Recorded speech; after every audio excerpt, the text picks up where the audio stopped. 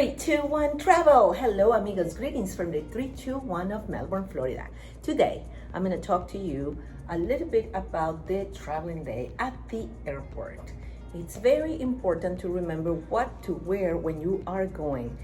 All the medals that you are wearing can be a difficult situation at the airport because some scanners are different than others. Some are more sensitive than others. So if you're making connections and you're stopping in a couple of places, you might be stopping once, be searched, and just delay your departure. So remember, when you travel, I always put any jewelry that I'm wearing in a little bag and put it in my purse, just the day of travel.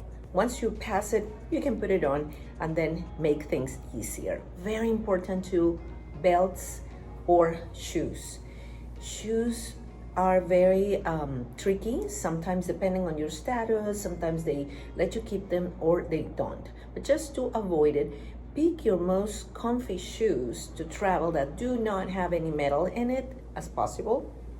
And also belt. If you plan to wear a belt, keep it in your purse all the day of travel. So once you are past security, you can go back and glam yourself up.